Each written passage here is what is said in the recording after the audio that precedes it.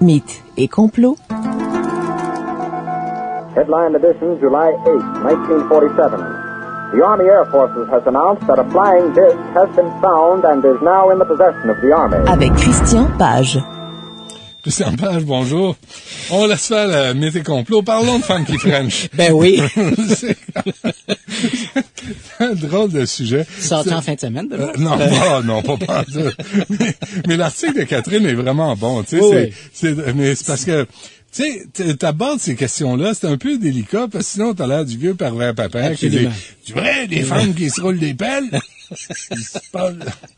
On va arrêter ça là. Ouais. Toi, t'as pas vu d'événements surnaturels avec deux femmes fantômes qui se frenchaient? Non, pas du tout. T'as jamais vu comme deux extraterrestres féminins qui se frenchaient? Non, mais il y a un type apparemment dans les années 50 qui aurait eu une relation sexuelle complète avec une femme extraterrestre. Il me semblait aussi que t'allais me sortir quelque chose qui a pas d'allure. Et puis, est-ce que c'était bon? Ben, en tout cas, il dit qu'elle exprimait son plaisir en grognant et en jappant comme un chien. OK, là, on fera pas... Ça déconcentre. Oui, là, on tombe dans la bestialité, c'est trop pour moi. Alors, il y a un nouveau film qui est en tournage? En fait, ce n'est même pas en tournage. Même pas? Non. En fait, faut dire que depuis un certain nombre de mois, il circulait dans le milieu des amateurs d'OVNI une rumeur voulant que Steven Spielberg était à préparer un nouveau film sur les extraterrestres. On sait, il avait déjà produit Rencontre du troisième type et E.T. Comment tu les avais trouvés, ces deux films-là, toi? Ben, E.T. était un film plus enfantin. Rencontre du troisième type, un classique. En fait, quand on sait que Spielberg s'était assuré la collaboration du docteur Hynek. Hynek avait été pendant 20 ans le conseiller scientifique de l'armée de l'air américaine pour la question des ovnis en tant que civil. C'est un astronome de l'Illinois. Et lorsque Spielberg a tourné Rencontre du troisième type à la fin des années 70, s'était assuré la collaboration du docteur Hynek. Et un certain nombre d'événements qui ont été transposés à l'écran étaient basés sur de véritables dossiers rapportés à l'armée de l'air américaine, dont notamment les gens qui ont vu le film se rappelleront cette fameuse course à travers l'État avec des voitures de police qui poursuivent un ovni qui passe par les guérites d'un poste de payage. Oui. Cet événement-là s'est réellement produit au milieu des années 60 aux États-Unis, en Ohio. Évidemment, l'ovni n'était pas passé par la guérite du poste de payage, mais il y avait eu comme ça plusieurs voitures de patrouille qui avaient poursuivi à travers des comtés qui couvraient 2 États à la poursuite d'un ovni. Donc, ce film-là, Rencontre du troisième type, est un classique. Et d'ailleurs, lorsque cette rumeur a commencé à circuler il y a un peu plus de 6 mois maintenant, des gens parlaient même de la Rencontre du troisième type 2. Ce qui aurait été assez surprenant quand on sait que Spielberg est plutôt réticent à faire des suites à ses films. Donc, il fait un film et à part Indiana Jones.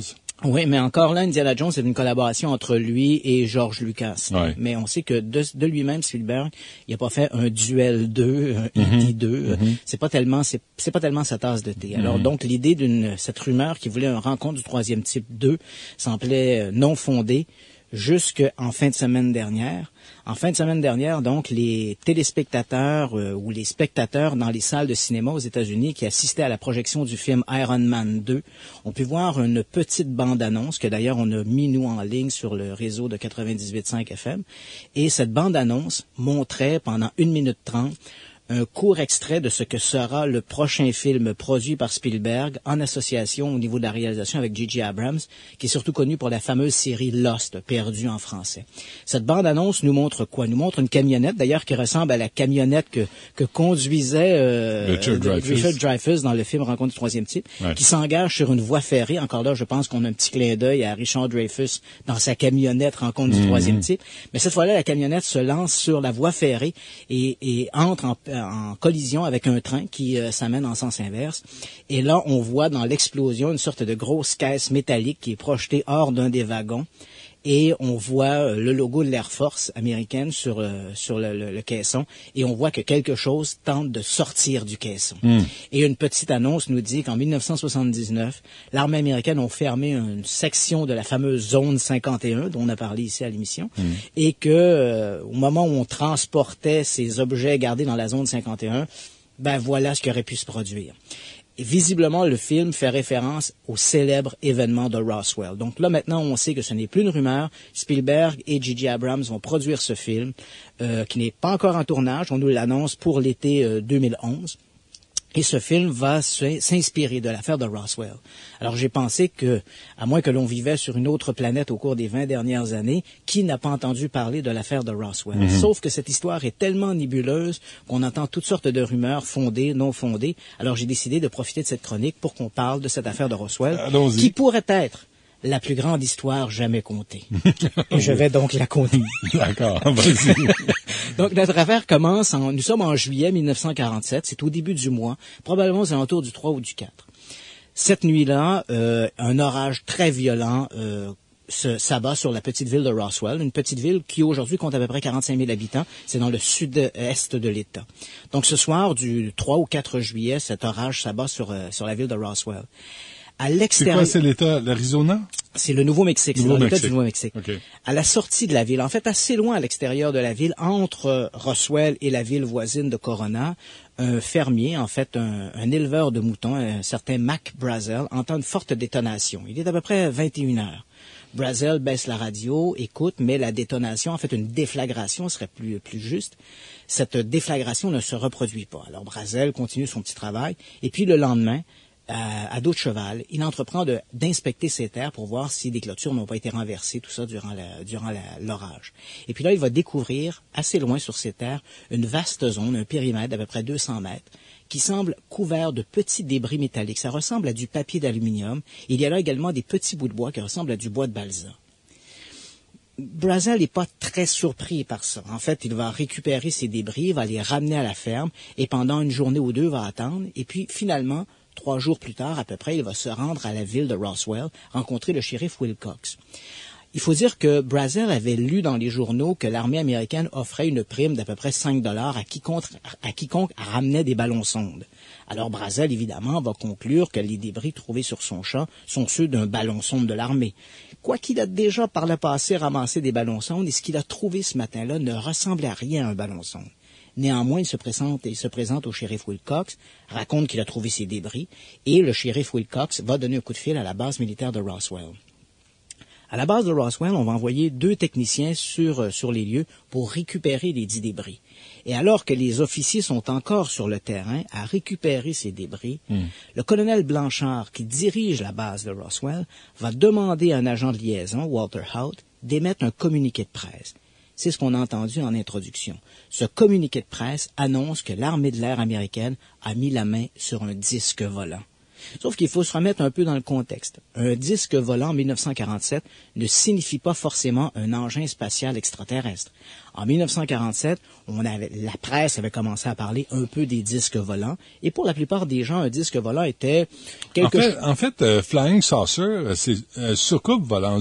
Un saucer, c'est une soucoupe. Hein? Oui, absolument. Et le bonhomme, j'imagine, qui faisait référence à l'espèce de soucoupe qu'on met en dessous de la tasse de café. En fait, l'expression soucoupe volante, si on fait un aparté ici, est apparue le 24 juin 1947. Un pilote civil avait observé des objets au-dessus du mont Rainier dans l'État de Washington. Ces objets ressemblaient en fait à des croissants volants. Okay. Et lorsqu'il s'est posé, il a rencontré un journaliste, il lui a raconté un peu son histoire. Je volais, j'ai vu ces mystérieux objets. Le journaliste lui demande à quoi ça ressemblait. Il dit, ça ressemblait à des croissants volants avec un milieu plus sombre.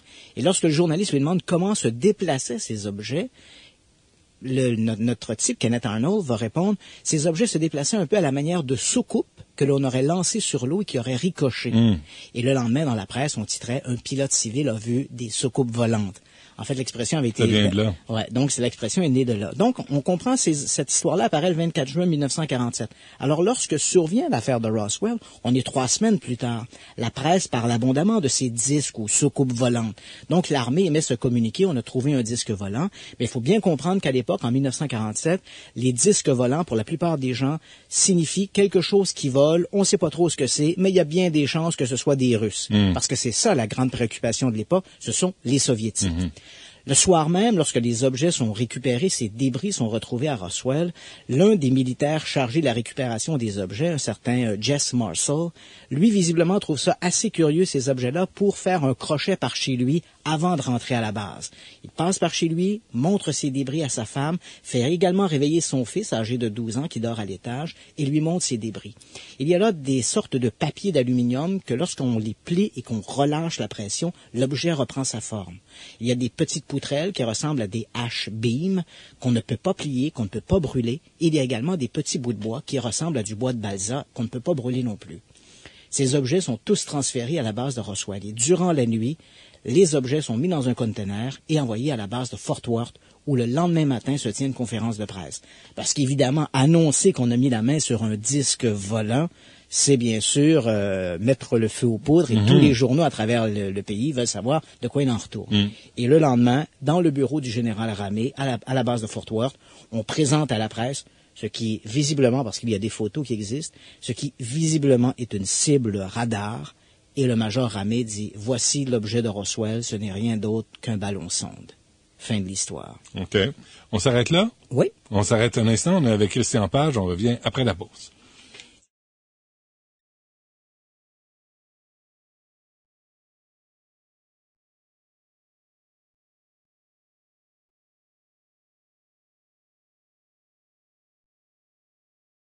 Vous écoutez Guy Trisac, l'après-midi. Au 98.5 FM. La puissance des mots. Christian Page est avec nous. Bon, Christian, là, on est en 47 et l'affaire Roswell, finalement, ils se rendent compte que c'est des débris de l'hélicoptère TVA. À peu près, oui. Donc, c'est un ballon-sonde, c'est ce qu'on nous dit. Ouais. Donc, les gens doivent comprendre que l'affaire de Roswell, c'est à peu près 48 heures en 1947. Après, l'affaire meurt au feuilleton. Pendant 30 ans, on ne réentendra pas parler de cette affaire de Roswell. Et puis, au milieu des années 70, un enquêteur américain, un amateur d'OVNI, un certain Stanton Friedman, va retrouver le fameux Jesse Marshall, celui qui a ramassé les débris sur le champ de Mac Brazel. Et lorsqu'il le rencontre, il lui pose des questions à propos de ça. Et à ce moment-là, notre Jesse Marshall est plus volubile. Il a été relaxé de l'armée, tout ça, donc il est à la retraite. Et là, il va parler avec beaucoup de détails de ces objets-là. Il va raconter, bien sûr, que les objets montrés dans le bureau du général Ramey au lendemain de l'incident n'étaient effectivement que les débris d'un ballon, mais ce ne sont pas les débris que lui a ramassés sur le terrain. Donc, il y a eu substitution de débris. Et à partir de là, l'histoire va entre guillemets, se complexifier, s'alourdir. On va découvrir, en fait, que ces fameux débris retrouvés sur le champ de Mac Brazel n'étaient apparemment que la pointe de l'iceberg. Dans cette nouvelle mouture des années 70 de l'affaire de Roswell, on raconte, parce que des témoins vont sortir de l'ombre et raconter des histoires que leurs parents leur a racontées, que leur mère ou leur père qui étaient sur les lieux ont vu des choses. Et ce qu'ils vont raconter, c'est que l'objet mystérieux, apparemment, aurait perdu de l'altitude, frappé le sol près du ranch de Brazel, aurait perdu certains débris, et puis aurait été s'écraser plusieurs kilomètres plus loin. Il s'agissait d'un disque volant, et sur place, on aurait trouvé non seulement le disque volant, moins quelques morceaux de papier d'aluminium en moins, et les cadavres d'extraterrestres, des créatures que l'armée aurait récupérées. Donc, c'est cette nouvelle mouture de l'affaire de Roswell. Plusieurs, pas seulement au moins 3 ou 4 de oui. ces extraterrestres. Okay. Il faut bien comprendre qu'on a ici 2 histoires. Hein. On a une première histoire, celle des débris, qui est bien documentée, dont on connaît les témoins ont parlé à la radio, l'armée a d'ailleurs reconnu qu'on avait ramassé des débris, donc même les plus sceptiques reconnaissent que cette première portion de l'histoire, elle est authentique. Maintenant, savoir d'où provenaient ces débris, ça reste un sujet de controverse. La deuxième partie de l'histoire, les débris de soucoupes volantes avec les extraterrestres, c'est beaucoup plus nébuleux. Hein, les témoins sont beaucoup plus obscurs, difficiles à remonter aux sources. Ça ne veut pas dire que l'histoire n'est pas vraie, mais on avoue que cette deuxième partie, elle est plus embrouillée. Toute cette histoire-là, évidemment, l'armée a nié la réalité de ces événements-là, jusqu'en 1995. Cette fois-là, en 1995, un congressman américain, représentant de l'État du Nouveau-Mexique, Stephen Schiff, a entrepris de faire des démarches au nom du public du Nouveau-Mexique pour savoir de quoi il en retournait dans cette histoire de Roswell. Schiff avait une position très prudente. Il ne disait pas que oui, je crois aux extraterrestres. Il disait quelque chose s'est produit il y a plus de 30 ans ici à Roswell et les gens veulent savoir ce que c'est.